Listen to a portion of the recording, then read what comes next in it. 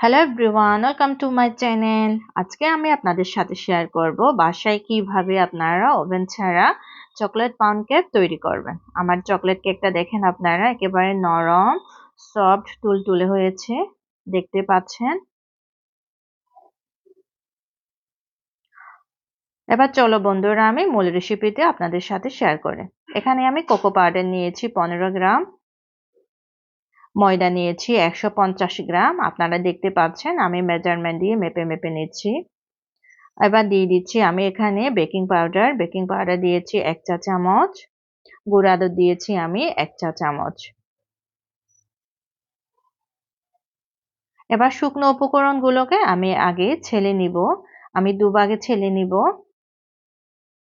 আপনারা দেখতে পাচ্ছেন, আশা করি ভিডিওটি আপনাদের খুবই ভালো লাগবে, আর স্কিপ না করে আপনারা পুরোপুরি ভিডিওটি দেখে নেবেন। এই যে আমি শুকনো উপকরণগুলো ভালোভাবে ছেলে নিচ্ছি। এগুলো ভালোভাবে ছেলে নিতে হবে, না হলে কিন্তু আপনার কেক বানানোর সময় ভালোভাবে মিক্সার হবে না। আমি দুভাগে ছেলে নিব।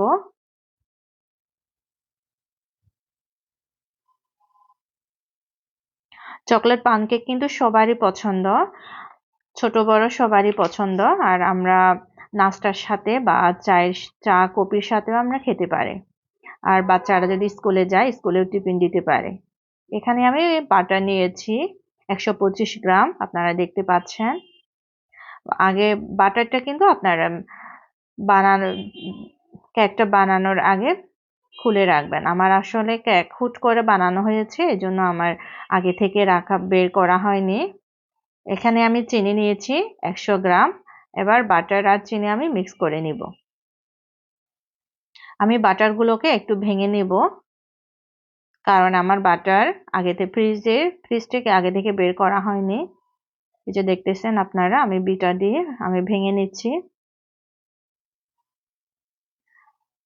এবার আমি এখানে ডিম দিয়ে দিচ্ছি 2টা।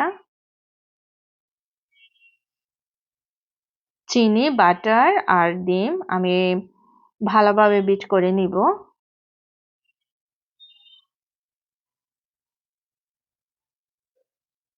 আপনারা যদি আমার রেসিপিটি পুরোপুরিভাবে ফলো করেন, তাহলে আপনারাও বাসায় পারফেক্টলি একটা কেক বানাতে পারবেন। এই যে দেখেন আপনারা, আমি কিন্তু বিটার দিয়ে ভালোভাবে বিট করে নিচ্ছি।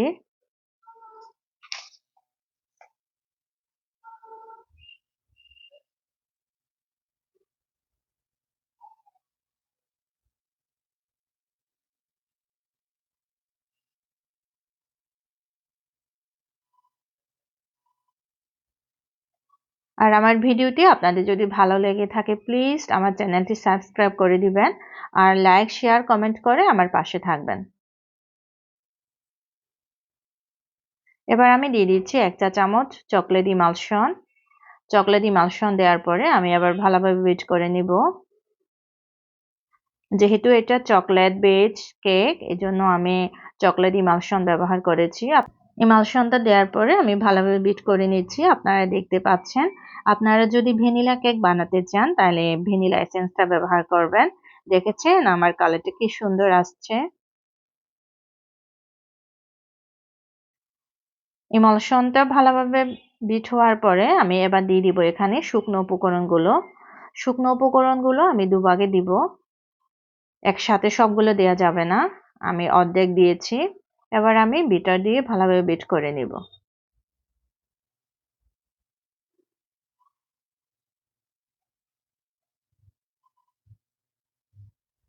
আপনারা দেখতে পাচ্ছেন।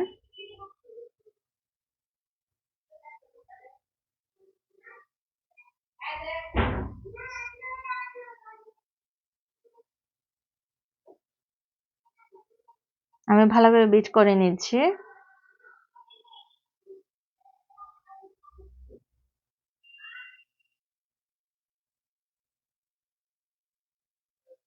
এবার আমি বাকি যে অর্ধেক উপকরণ ছিল, শুকনো উপকরণ, আমি এগুলো দিয়ে দিচ্ছি।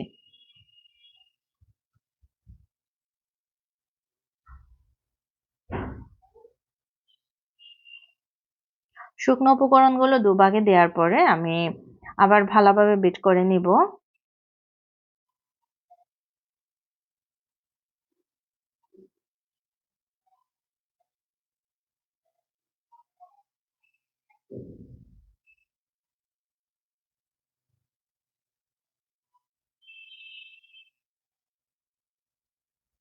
আপনারা বাটারটা আগে থেকে বের করে রাখবেন কেক বানানোর মিনিমাম 1 ঘন্টা আগে। আমার আসলে হুট করে বানানো হয়েছে, এজন্য আমি বেশিক্ষণ বাইরে রাখতে পারিনি।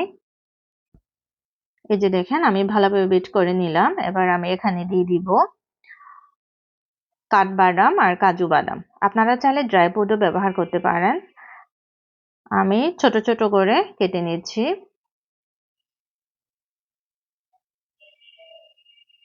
এখানে আমি কাজু বাদাম নিয়েছি 4টা আর কাঠবাদাম নিয়েছি 3টা।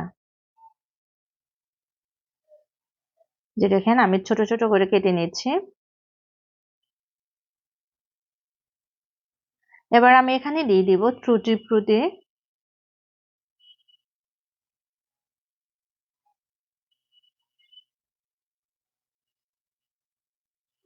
যে দেখেন এবার স্প্যাচুলা দিয়ে আমি ভালোভাবে মিক্স করে নিব,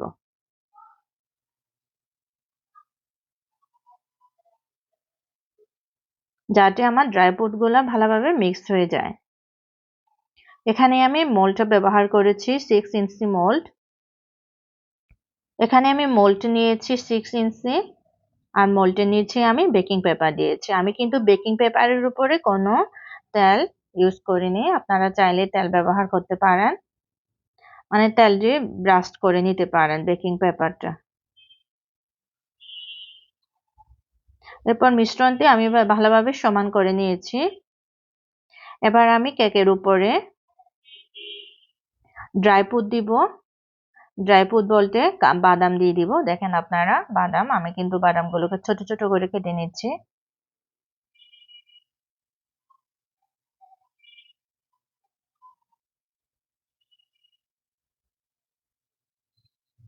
বরাবরের মতো নতুন নতুন ভিডিও পেতে আমার চ্যানেলটির সাথে থাকবেন আর প্লিজ আমার চ্যানেলটি সাপোর্ট করবেন।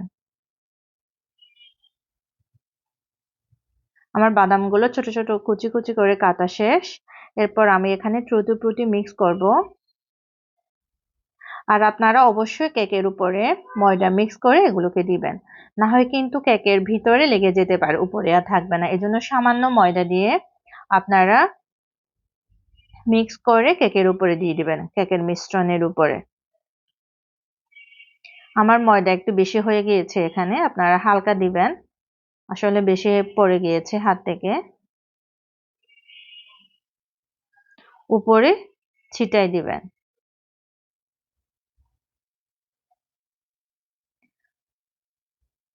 আর কেকটা চুলায় বসানোর আগে আপনারা পাতিলটা 10 মিনিট গরম করে নেবেন। যে দেখেন আমি পাতিলের মধ্যে দিয়ে দিয়েছি। এভাবে আমি 45 মিনিট বেক করে নিব।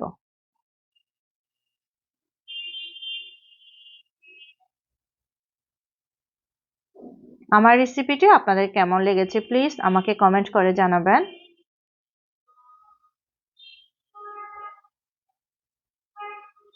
আর আমার ভিডিওটি দেখার জন্য আপনাদেরকে অসংখ্য ধন্যবাদ। সবাই ভালো থাকবেন, সুস্থ থাকবেন।